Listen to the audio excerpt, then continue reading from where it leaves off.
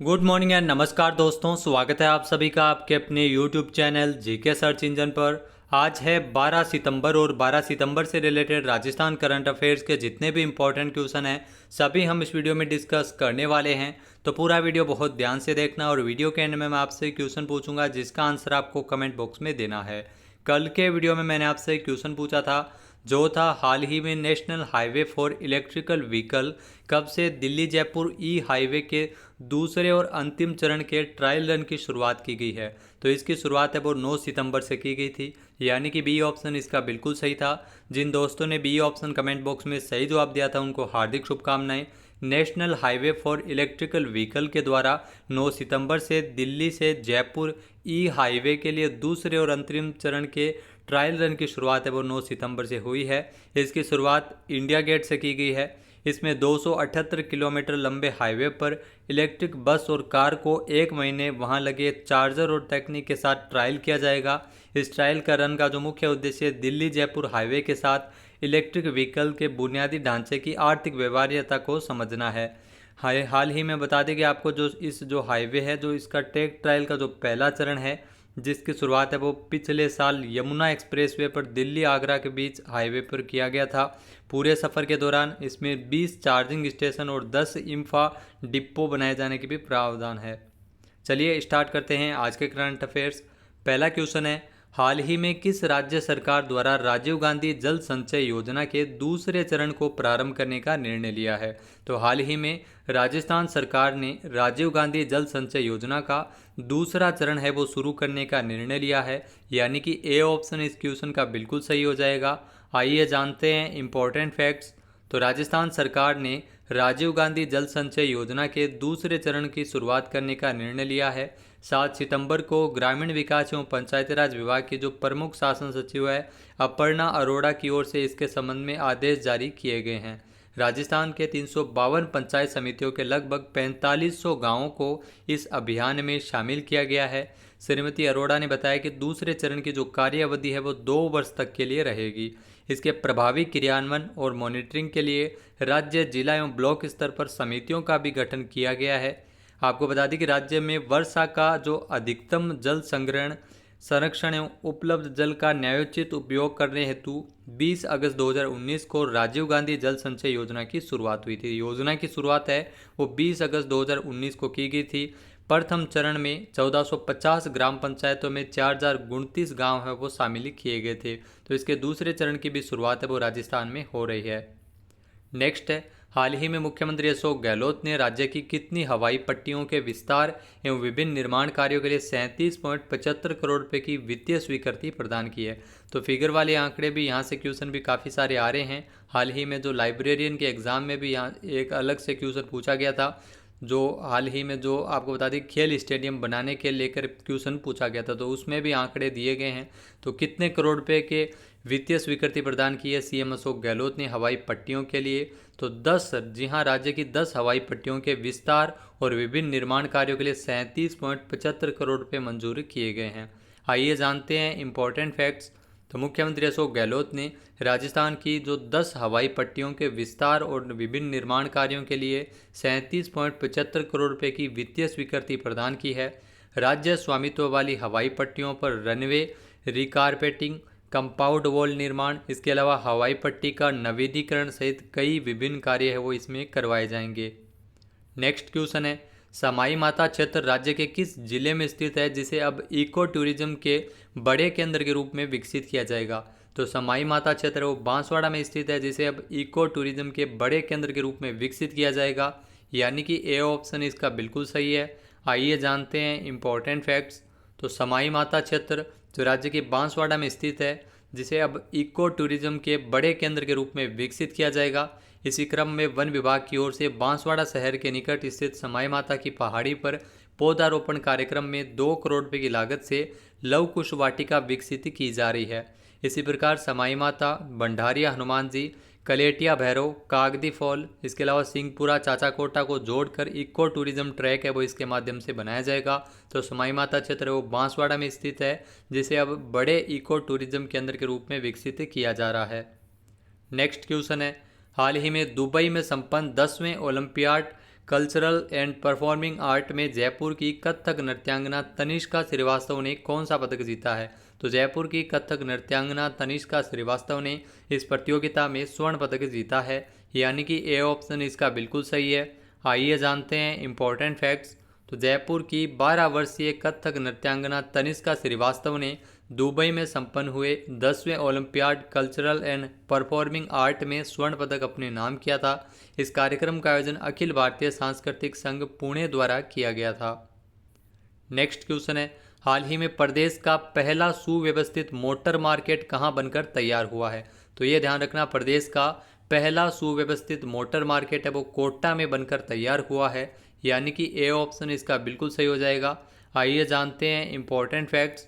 तो प्रदेश का जो पहला सुव्यवस्थित मोटर मार्केट है वो कोटा में तैयार किया गया है, जिसका लोकार्पण राज्य के स्वायत्त शासन मंत्री शांति धारीवाल के द्वारा 21 अगस्त 2022 को किया गया था। कोटा के डीसीएम रोड पर शिवाजी पार्क के पास नगर विकास न्यास द्वारा विकसित किए गए प्रदेश के इस पहले सुव्यवस्थित मोटर मार्केट में मोटर व्यवसाय करने वाले व्यवसायियों को एक ही स्थान पर सभी महत्वपूर्ण सुविधाएं देखने को मिल सकेगी। यहाँ पर एक ही स्थान पर पुराने वाहन खरीदने वालों को भी अनेक विकल्प इसमें देखने को मिल जाएंगे। तो प्रदेश का पहला सुव्यवस्थित मोटर मार्केट है जो कोटा में इस निर्माण किया गया है। इसका वर्तमान में इसमें 247 दुकानें निर्मित है। यहाँ अभी 9 और दुकानों का निर्माण किया जाएगा। नेक्स्ट है, हाल ही में प्रदेश के माइंस विभाग ने कितने शहरी क्षेत्रों में प्रधान और अप्रधान खनिजों के विपुल भंडार चिन्हित किए हैं? तो राजस्थान के माइंस विभाग के द्वारा 6 शहरी क्षेत्रों में प्रधान और अप्रधान खनिजों के विपुल भंडार है वो चिन्हित किए गए हैं, यानी कि ए ऑप्शन इसका बिल्कुल सही है। आइए जानते हैं इम्पोर्टेंट फैक्ट्स। तो प्रदेश के माइंस विभाग के द्वारा जयपुर सहित 6 शहरी क्षेत्रों में प्रधान और अप्रधान खनिजों का विपुल भंडार को चिन्हित किया गया है, जिसमें जयपुर, जैसलमेर, अजमेर, जोधपुर, बीकानेर में भंडार क्षेत्रों को चिन्हित किया गया है। अतिरिक्त मुख्य सचिव माइंस के एवं पेट्रोलियम के डॉक्टर सुबोध अग्रवाल ने नगरीय विकास विभाग से समन्वय बनाते हुए इन क्षेत्रों में खनन पट्टे जारी करने की अनुमति के प्रयास किए जा रहे हैं, ताकि इन क्षेत्रों में अवैध खनन को रोकने के साथ साथ खनन पट्टे जारी करने से आगामी 50 सालों में 2584 करोड़ रुपये का राजस्व है वो खनन विभाग को राजस्थान में मिल सकेगा।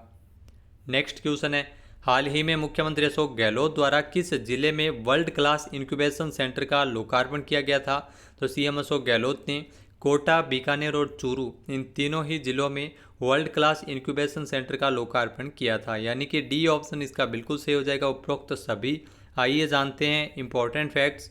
तो मुख्यमंत्री अशोक गहलोत ने कोटा, बीकानेर और चूरू में वर्ल्ड क्लास इंक्यूबेशन सेंटर का लोकार्पण किया था। इंक्यूबेशन सेंटर को सरल शब्दों में कहा जाए तो एक ऐसा संस्थान जहां पर स्टार्टअप को सभी प्रकार की सुविधाएं और सहयोग दिया जाता है। स्टार्टअप्स को बेहतर सुविधाएं प्रदान करने के लिए जयपुर, उदयपुर और जोधपुर के बाद अब 3 जिलों और में भी जहां पर ये सेंटर स्थापित किए जाएंगे, जिसमें कोटा, बीकानेर और चूरू में। नेक्स्ट, इसके अलावा इस सेंटर में आईटी के क्षेत्र में विशेषज्ञों का मार्गदर्शन भी मिल सकेगा। अगला क्वेश्चन है, राजस्थान में आपदा प्रबंधन और नागरिक सुरक्षा कार्यों में उत्कृष्ट कार्य करने पर सिविल डिफेंस के कितने अधिकारियों को राष्ट्रपति नागरिक सुरक्षा पदक से नवाजा गया था? तो राजस्थान के 2 अधिकारियों को राष्ट्रपति नागरिक सुरक्षा पदक से सम्मानित किया गया था, यानी कि ए ऑप्शन इसका बिल्कुल सही है। आइए जानते हैं इम्पोर्टेंट फैक्ट्स। तो आपदा प्रबंधन और नागरिक सुरक्षा कार्यों में उत्कृष्ट कार्य करने वाले सिविल डिफेंस के राजस्थान के 2 अधिकारियों को राष्ट्रपति नागरिक सुरक्षा पदक से नवाजा गया था। तो राजस्थान के 2 अधिकारियों को यह पुरस्कार मिला था, जिसमें अलवर के जिला कलेक्टर एवं नियंत्रक नागरिक सुरक्षा के अलवर के जितेंद्र कुमार सोनी और उप नियंत्रक नागरिक सुरक्षा में जगदीश प्रसाद रावत। जी हाँ, जितेंद्र कुमार सोनी और जगदीश प्रसाद रावत, इन दोनों को ही स्वतंत्रता दिवस की पूर्व संध्या पर राष्ट्रपति नागरिक सुरक्षा पदक दिए जाने की घोषणा की गई थी। इसके अलावा आईएएस जितेंद्र कुमार सोनी ने झालावाड़, जालोर और नागौर कलेक्टर के पद पर रहते हुए आपदा प्रबंधन और नागरिक सुरक्षा में बेहतर कार्य किया था, इसलिए इनको पूर्व में भी राष्ट्रपति जीवन रक्षक पदक से भी नवाजे जा चुके हैं। नेक्स्ट है, हाल ही में भारत के पूर्व नौसेना प्रमुख एडमिरल सुनील लांबा को किस देश के प्रतिष्ठित सैन्य पुरस्कार मेधावी सेवा पदक से सम्मानित किया गया है? तो सुनील लांबा, जिन्हें यह पुरस्कार मिला है, सिंगापुर के द्वारा यह पुरस्कार इनको दिया गया है, यानी कि ए ऑप्शन इसका बिल्कुल सही है। आइए जानते हैं इम्पोर्टेंट फैक्ट्स।